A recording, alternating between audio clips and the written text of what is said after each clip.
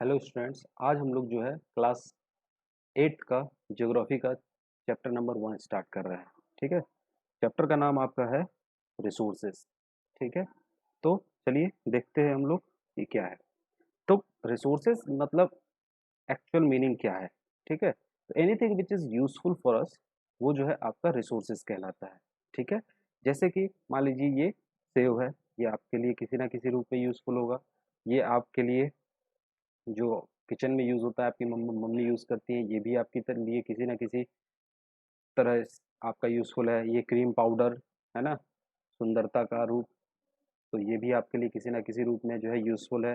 फिर ये आपके प्लास्टिक है ना, भले ही ये नेचर के लिए अच्छा नहीं है, but it is useful for the human beings है ना।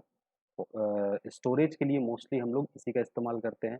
फिर ये सबका चहेता है ना, कंघी है ना, कॉम्ब, जो बिना इसके तो भाई सुंदर आदमी बन ही नहीं सकता, तो ये भी आपके लिए यूज़फुल है। मॉप, जिससे आपके घर में पोछा लगता है, ये भी आपके लिए यूज़फुल है।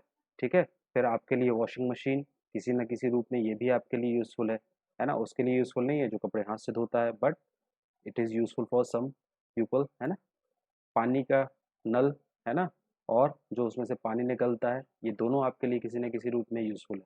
तो ये सभी चीज़ें जो हैं एक तरीके से क्या है, ये आपके लिए रिसोर्स है। तो anything which is useful for us is a resource. ठीक है, कोई भी ऐसी चीज़ जो आपके लिए यूज़फुल है, वो रिसोर्स कहलाती है ना। अब आगे हम देखें, जैसे कि आपको ये पत्थर है ना। अब आप बोलेंगे कि सर इस पत्थर का तो कोई इस्तेमाल नहीं है, लेकिन अगर हम देखें तो पत्थर का भी इस्तेमाल हो सकता है। आप किसी कुत्ते को मारने के लिए पत्थर ही का उपयोग करते हैं, डंडे का भी करते हैं, लेकिन मोस्टली रोड पे जा रहे हैं तो आप सबसे पहले ढूंढते हैं कि पत्थर कहाँ पे है। पत्थर मिल जाए तो फिर हम उसको मार के भगा दें, तो इस एक तरह से तो यूज़फुल हो गया ना। लेकिन और भी यूज़फुलनेस है इसकी, है ना। चलिए आगे देखते हैं हम लोग कि और क्या-क्या चीज़ें हम पढ़ेंगे। अब अगला है कि आपका यूटिलिटी, है ना। अगला एक टर्म आएगा कि यूटिलिटी क्या होता है। ठीक है, यूटिलिटी मतलब क्या होता है कि कोई भी चीज़ जिसके अंदर कुछ क्वालिटी होती है और वो क्वालिटी आपकी नीड्स को पूरा करती है। नीड्स यानी आपकी ज़रूरतों। कोई भी ऐसा आइटम जिसके अंदर कुछ क्वालिटी है और वो आपकी ज़रूरतों को पूरा करे, उसको जो है हम बोलते हैं यूटिलिटी, है ना, या यूज़ेबिलिटी, जो उसकी कुछ ना कुछ यूज़ेबिलिटी है या यूटिलिटी है। जैसे कि आपका मैं बोलूँ कि वाटर, ठीक है, सपोज़ दैट मैं अगर बोलता हूँ कि वाटर, तो वाटर किसी न किसी रूप में तो आपके लिए इस्तेमाल है। वाटर का अगर क्वालिटी है, उसकी क्वालिटी है प्यास बुझाने की। वाटर की क्वालिटी क्या है? प्यास बुझाने की, तो वाटर आपका प्यास बुझाएगा। तो ये क्वालिटी आपकी ज़रूरत को पूरा कर रही है ना। लेकिन वाटर और भी चीज़ों में इस्तेमाल किया जाता है ना? वॉश, ठीक है?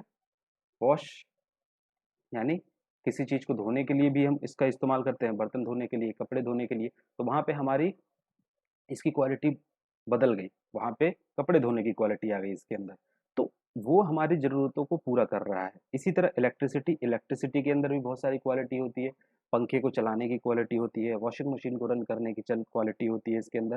यानी कोई भी इलेक्ट्रिक अप्लायंसेज़ हैं, इसको रन करने की क्वालिटी इलेक्ट्रिसिटी के अंदर होती है। तो ये क्वालिटी जो है आपकी ज़रूरत को पूरा कर रही है। तो यूटिलिटी क्या हो गई? एक क्वालिटी हो गई किसी भी आइटम की जो आपकी ज़रूरत को पूरा कर दे। यानी किस तरह से आप उस चीज़ को इस्तेमाल कर रहे हैं, वो आपका उसकी यूटिलिटी बताएगी। इसी तरह से अगर मैं बात करूँ रिक्शे की, तो रिक्शा भी आपके लिए यूज़फुलनेस है। इसकी क्या क्वालिटी होती है? एक जगह से दूसरी जगह आपको पहुँचाने की। यहाँ पे आप हैं और यहाँ से आपको यहाँ पहुँचा देगा, बिना ह्यूमन एफर्ट के। तो इसकी कुछ ना कुछ यूज़ेबिलिटी है, ठीक है? तो ये आपकी यूटिलिटी हो गई। फिर वेजिटेबल्स की यूज़ेबिलिटी क्या है? ये प्रोवाइड कराता है आपको क्या? मिनरल्स एंड विटामिन्स, जिससे आपका शरीर जो है ग्रो अप होता है। तो ये भी आपका है। इसी तरह टेक्स्ट बुक की क्या क्वालिटी होती है कि ये आपको नॉलेज देता है। तो ये आपको नॉलेज देता है, तो ये भी आपके एक तरीके से इसकी यूजेबिलिटी हो गई। नाउ जितनी भी यूटिलिटी आपने देखी, वाटर की, इलेक्ट्रिसिटी की, रिक्शे की, वेजिटेबल्स की या टेक्स्ट बुक की, इन सभी का इम्पोर्टेंस जो है वो अलग अलग है। यानी इन सभी का जो इम्पोर्टेंस है वो अलग अलग है। हर चीज एक ही बराबर इम्पोर्टेंट नहीं है आपके लिए, है ना। अगर मैं बोलूँ कि क्या रिक्शा आपके लिए इतना ही इम्पोर्टेंट है जितना कि पानी? क्या रिक्शे और पानी में इम्पोर्टेंस में अंतर नहीं है? बिल्कुल अंतर है ना। तो ये जो इम्पोर्टेंस है उस चीज़ की, ये उसकी वैल्यू डिसाइड करेगी कि उसकी वैल्यू कितनी है ना, उसकी वैल्यू कितनी है। तो वैल्यू का मतलब क्या हुआ कि उसकी इंपॉर्टेंस, उसका वर्थ कितना है और उसकी यूजफुलनेस कितनी है, यानी कितना आवश्यक है वो किसी भी चीज के लिए। और ये जो यूजफुलनेस और इम्पोर्टेंस है ये डिसाइड करेगा कि वो कितना इम्पोर्टेंट रिसोर्स है आपके लिए। वो इम्पोर्टेंस और वो वर्थ जो है वो डिसाइड करेगा कि कोई भी चीज आपके लिए कितनी इम्पोर्टेंट रिसोर्स है। ठीक है, कितनी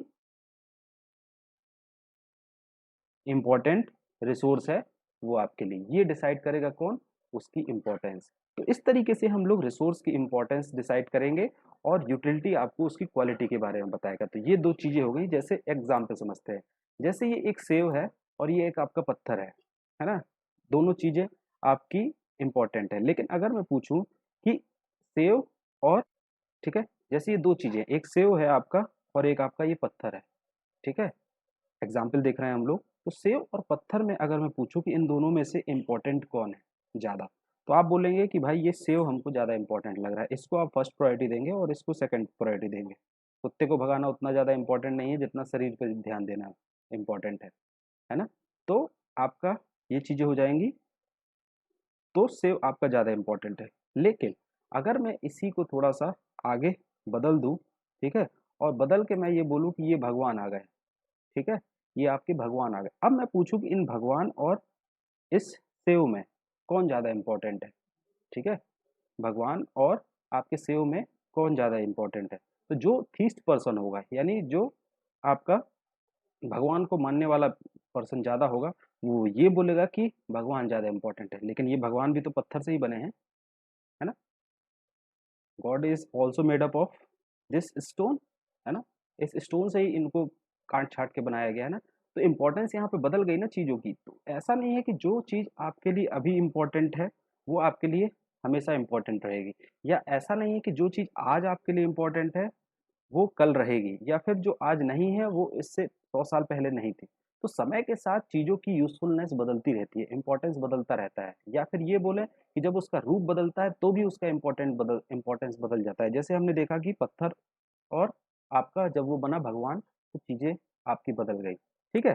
तो चीज़ें कुछ होती हैं तो जिनकी वैल्यू होती है। तो मैं बोलूँ कि इन भगवान की वैल्यू क्या है, भगवान की जो वैल्यू है वो क्या है ना, भगवान की वैल्यू क्या है। अगर आप खरीदने के प्रोस्पेक्ट में देखेंगे तो भगवान की तो वैल्यू आप बहुत हजार लाखों करोड़ों में भी मूर्तियां मिलती हैं पैसे के रूप में। लेकिन अगर मैं सिंपल सा बोलूं कि कोई पत्थर उठाइए, कण-कण में भगवान है, बोलते हैं ना, तो उसकी क्या कीमत है? उसकी तो कोई कीमत नहीं है। लेकिन अगर मैं सेव की बात करूँ तो सेव की तो आपकी हमेशा कुछ ना कुछ वैल्यू होती है, यानी कुछ ना कुछ उसका पैसा होता है, पैसे के रूप में उसको आंका जाता है। तो ऐसा नहीं है कि जिसका पैसा नहीं है, यानी जो फ्री ऑफ कॉस्ट में है, वो उसका कुछ वैल्यू नहीं है, उसकी भी कुछ ना कुछ वैल्यू है। वो डिसाइड करेगा हमारी ज़रूरत के हिसाब से। जैसे आपका ये पानी है, ठीक है? इस पानी को मोस्टली अगर हम देखें आज से 50 या 100 साल पहले, तो पानी की बिसलरी की बॉटल फ्री ऑफ कॉस्ट मिलती थी।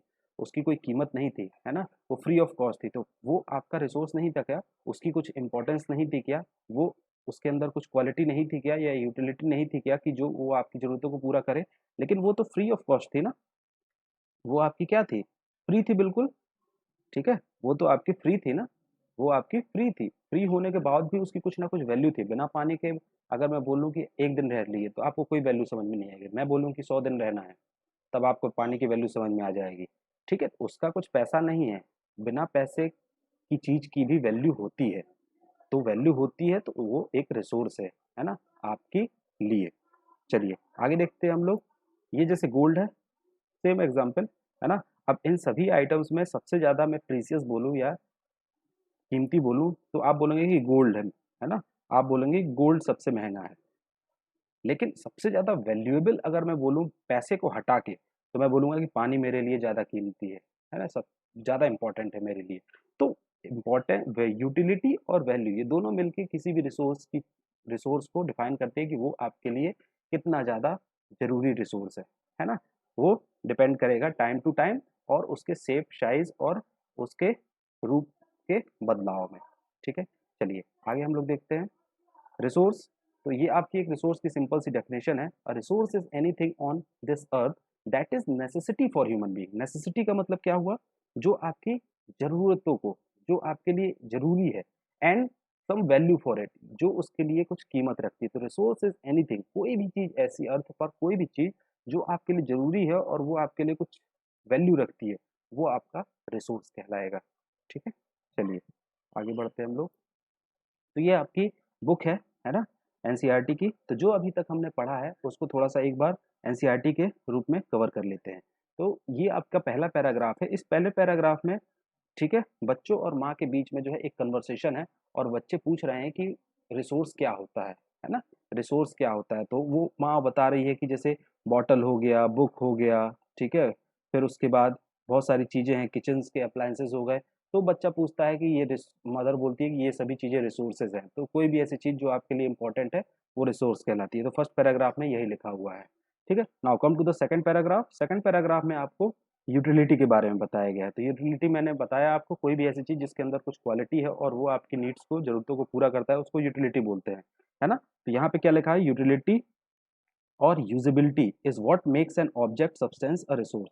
यानी कोई भी यूटिलिटी और यूजेबिलिटी जो है वो आपको ऑब्जेक्ट को या सब्सटेंस को रिसोर्स बनाती है। वो डिपेंड करता है कि उसकी कितनी जो है क्वालिटी आपकी पूरी, उसके अंदर कितनी क्वालिटी है जो आपकी ज़रूरतों को पूरा करेगी। ठीक है? चलिए आगे बढ़ते हैं हम लोग। यहाँ पे थर्ड पैराग्राफ में वैल्यू की बात की गई है कि वैल्यू क्या है। ठीक है? कोई भी चीज़ रिसोर्स कैसे बन जाती है। तो यहाँ पे हम इसको देखेंगे, इट यूज़ द, ठीक है? यहाँ पे देखिए, इट यूज़ और यूटिलिटी गिव्स अ वैल्यू, है ना? यूटिलिटी जो है कोई भी वस्तु की क्वालिटी जो है उसके अंदर एक वैल्यू प्रोवाइड कराती है कि उसके अंदर क्या क्वालिटी है, वो डिसाइड करेगा उसकी वैल्यू, है ना? और सभी रिसोर्सेज की क्या होती है? कुछ ना कुछ वैल्यू होती है। Each all resources have some value, है ना? इस तरह से हम वैल्यू और यूटिलिटी दोनों को जब एक साथ जोड़ते हैं तो वो रिसोर्स के पूरे तरीके से इम्पोर्टेंस कितना ज़रूरी है वो आपको बता देगा। ठीक है? चलिए, तो अगला है आपका वैल्यू। वैल्यू मतलब क्या होता है? आपका वर्थ। ठीक है? यहाँ पे आपका है वैल्यू। ठीक है? वैल्यू मीन्स क्या हो गया आपका? Worth. Some resources have economic value, some do not. कुछ की इकोनॉमिक वैल्यू होती है, जैसे मैंने आपको एग्जांपल बताया था, है ना? गोल्ड और पानी में। और कुछ की जो है आपकी इम्पोर्टेंट नहीं होती है, पैसे के रूप में हम उसको नहीं आंकते हैं। ठीक है? जैसे कि आपका मेटल्स वगैरह है, उनकी कुछ इकोनॉमिक वैल्यू होती है और लैंडस्केप की इकोनॉमिक वैल्यू नहीं होती है। लेकिन दोनों जो है आपकी इंसान की ज़रूरतों को पूरा करते हैं। ठीक है? तो आज के लिए इतना ही काफ़ी है ना? We will meet tomorrow again. Thanks for watching. Have a good day.